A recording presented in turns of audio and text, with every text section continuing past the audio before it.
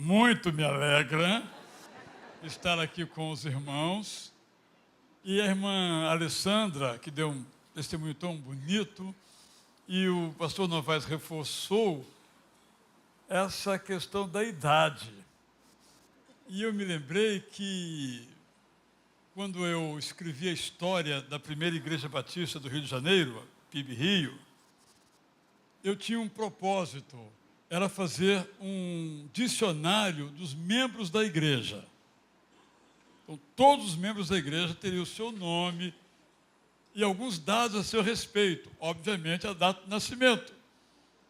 Não foi aprovado. As mulheres disseram, não, de jeito nenhum a nossa idade. E o projeto não vingou.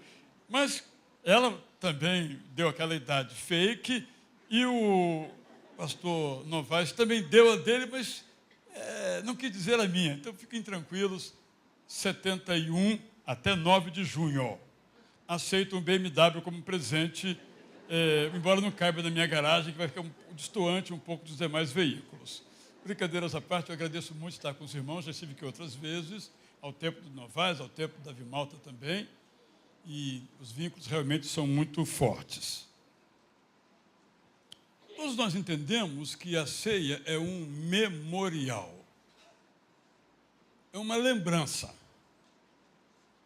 É uma lembrança daquilo que Jesus Cristo fez e daquilo que Ele faz e daquilo que Ele fará. Eu entendo que seria muito bom nós compreendermos que a ceia do Salvador é um recurso que Ele nos oferece. Se nós olharmos, por exemplo, para a história bíblica, tanto o Antigo quanto o Novo Testamento, nós não tínhamos isso daqui. O templo, o culto, era de outra natureza. A música não se dava no templo, ela se dava antes da chegada ao templo. Porque o culto no templo de Jerusalém, especificamente, era o lugar para os sacrifícios que as pessoas traziam de suas casas ou compravam e entregavam lá. Então, o nosso culto não é igual ao culto que se prestava ou no tabernáculo ou no templo. Nossa, é diferente. Nós nos reunimos aqui para um culto. E Jesus, então, sabia que nós iríamos nos encontrar desse modo, nesse formato. Então, ele disse, olha, todas as vezes em que vocês se reunirem, tomem a ceia. Então, é um recurso para quê? Para que vocês se lembrem. Porque ele sabia que eu e você nos esquecemos. Então, eu deixo com vocês este ritual, esse memorial, essa dramatização, para vocês se lembrarem do que eu fiz, do que eu faço e do que eu farei. Por essa razão, ele recomendou que todos os cultos, neles nós celebrássemos a ceia. Nós não fazemos isso por uma questão de ordem prática, mas, biblicamente, o ideal, na recomendação de Jesus, é que fizéssemos isto todas as nossas celebrações, inclusive na quarta-feira do culto de oração, que não existia naquela época também, é uma criação nossa, só para mostrar que nós vamos também tomando as instituições e práticas antigas e colocando essas práticas em nossos contextos para que nós possamos usar toda a plenitude dos recursos que Deus nos entrega. Dito isso, então, nós lemos o relato desta instituição, dessa inauguração, dessa primeira celebração. Leio Mateus 26, 20 a 30, texto que os irmãos conhecem bem, vou ler na versão Prazer da Palavra. À noite, Jesus se sentou à mesa com os 12 apóstolos. Estavam no início da refeição, quando Jesus afirmou, tenho uma coisa para lhes dizer, um de vocês vai me trair. Os apóstolos ficaram muito tristes com aquela informação. Um a um perguntaram a Jesus, serei eu, mestre? Depois de os ouvir, Jesus respondeu: quem vai me trair está aqui agora comendo à mesa comigo, como se fosse realmente meu amigo, como previsto no Salmo 41, 9. Tudo que foi profetizado a meu respeito vai acontecer. Tenho que ser traído, mas lamento muito pela vida daquele que vai me trair. Seria melhor que não tivesse nascido. Foi nesse momento que Judas Iscariotes, o traidor, perguntou: está falando de mim, mestre? Jesus respondeu: é você que está dizendo. A celebração continuou. Jesus pegou um pão, orou ao Pai Eterno. Depois partiu o pão em vários pedaços que foram entregues um a um aos apóstolos. Quando todos pegaram suas partes, Jesus disse: agora comam. Comam esse pão como se fosse o meu corpo. Em seguida, Jesus pegou o vinho, deu graças e passou o copo para que cada um bebesse um gole. Antes que bebessem, Jesus agradeceu ao Pai Eterno. Depois disse aos apóstolos: bebam, bebam como se fosse o meu sangue, o sangue de um novo pacto. Quem com fé celebra comigo esse pacto tem os seus pecados perdoados. Eles beberam. Jesus completou: saibam que a partir de agora nunca mais beberei vinho. Só beberei quando nos encontrarmos no céu, na casa do nosso Pai Eterno. Em seguida, cantaram um salmo e saíram em direção ao Monte das Oliveiras, distante meia hora a pé. Eis o resumo, portanto, no Evangelho de Mateus, capítulo 26, daquela primeira celebração. Nós fazemos praticamente igual. Evidentemente, era um grupo muito pequeno, poderiam tranquilamente pegar um mesmo pedaço de pão e cada um pegar a sua parte. Também era um grupo pequeno, podiam tranquilamente pegar um cálice grande e cada um tomar o seu gole.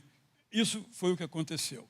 Mas o que é o mais importante? O mais importante é que Jesus fez isso como gratidão. Então, é o que nós faremos agora. Há algum irmão, alguma irmã que não pegou o seu kit, a entrada, só levantar a sua mão, que a equipe diaconal fará esse serviço. Mantenha levantada a sua mão, por favor.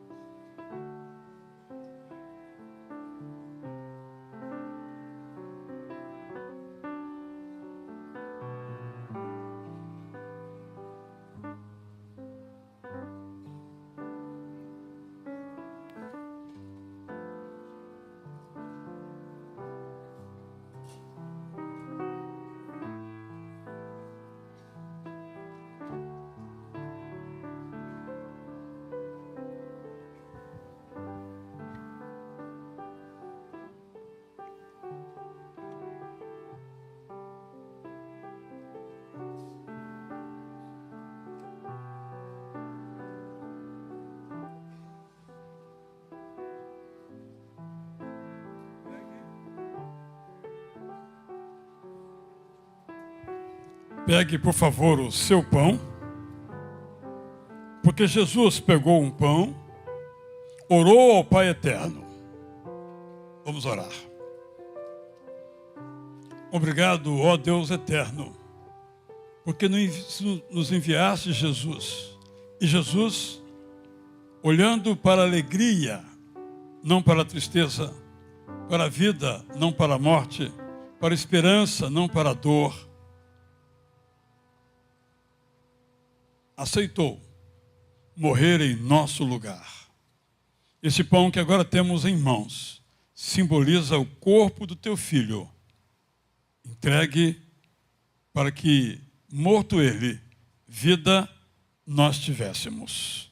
Damos-te graças Em nome de Jesus, todos digam. O texto continua dizendo bem claramente que partiu o pão em vários pedaços, que foram entregues um a um aos apóstolos. Quando todos pegaram suas partes, Jesus disse: agora comam. Comam esse pão como se fosse o meu corpo. Comamos do pão.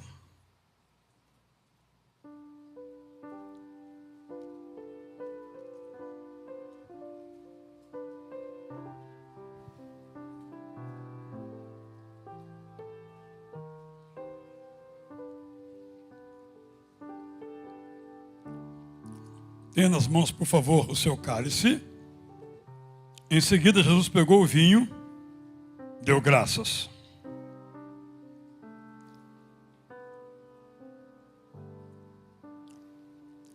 Mais uma vez, graças damos ao Pai, porque a morte de Jesus na cruz também nos aponta para o que vai acontecer. A morte de Jesus na cruz e depois a sua ressurreição nos lembra a nossa morte, mas nos garante também a nossa ressurreição. Por isso nós te agradecemos. Enquanto estamos aqui, somos sustentados por tua graça, pela qual também te agradecemos. E parte dessa graça se expressa nesse recurso que nos deixaste, através da ceia do Salvador, da qual agora nós, então, com muita alegria, participamos. Agradecemos, pois, em nome de Jesus. Todos digam. O texto, então, prossegue dizendo que passou o copo para cada um, bebesse um gole. Antes que bebessem, ele agradeceu ao Pai Eterno e depois disse aos apóstolos: bebam. Bebam como se fosse o meu sangue, o sangue de um novo pacto. Quem com fé celebra comigo este pacto, tem os seus pecados perdoados. Eles beberam, bebamos também.